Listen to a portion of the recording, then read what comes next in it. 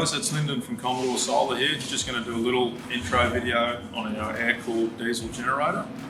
So this is our smallest diesel generator that we do. They're ideal for backup for your medium, small off-grid system.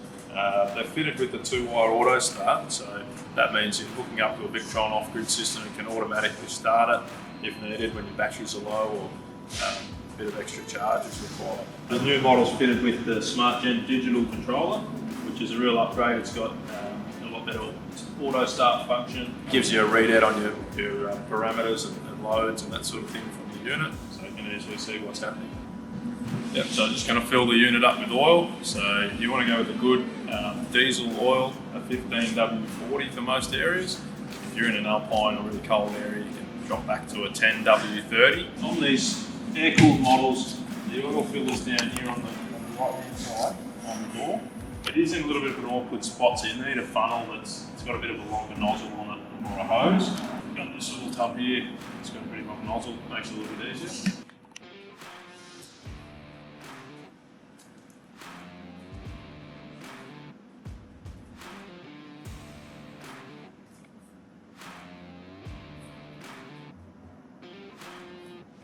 So with the new models, because of the placement of the batteries, we find it's a little tricky connecting the battery in. So we've got them fitted up with a quick and easy Anderson plug. So when you get it, it'll come ready to plug in. It's just as simple as that.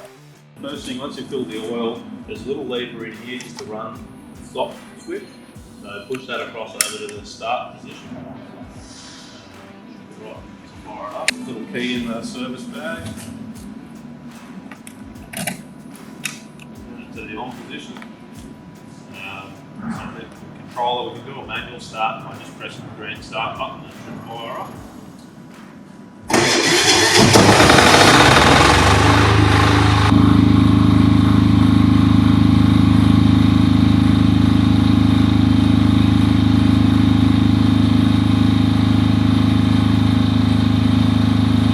So when you want to do the auto start to your Victron controller or off-grid system, there's a little auto start lead that comes in your service bag, and that's for the 2-wire auto start. So you plug that into this socket here on the panel,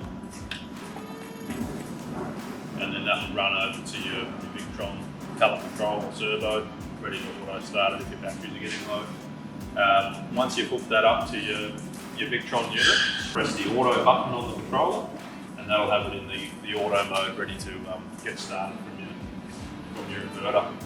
So you'd leave the key on when it's in that auto mode, the screen stays online. So because that screen's on, it does use a little bit of power.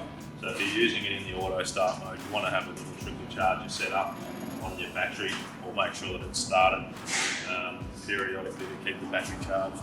Yeah. So on the back of the generator, we've just got 2 weatherproof 15 amp outlets. So you can hook your inverter or charger straight up to those. When you're using something like a Victron or an off-grid inverter, you want to make sure that it doesn't overload the generator.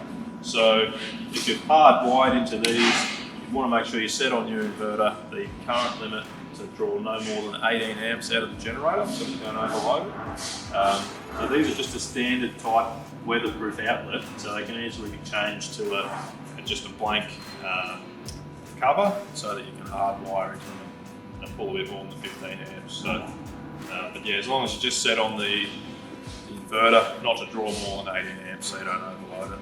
Yeah, so one thing that's really important with the generators is that they're not a weatherproof unit, so they need to have a bit of basic cover over them for rain and moisture and that sort of thing. So you know, in the side of a shed with the exhaust outside is good, or an absolute bare minimum, you know, on the outside wall with a basic lean-to over the top of them, just to give them a little bit of protection.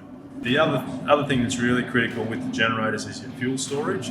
You want to make sure your diesel fuel, really important, that gets stored in a good proper container, not in an old oil drum or something outside. It needs to be in a proper jerry can or diesel container so that it doesn't have any risk of water seeping in. The other key thing to keep in mind is just to use a good diesel oil, a 15W40.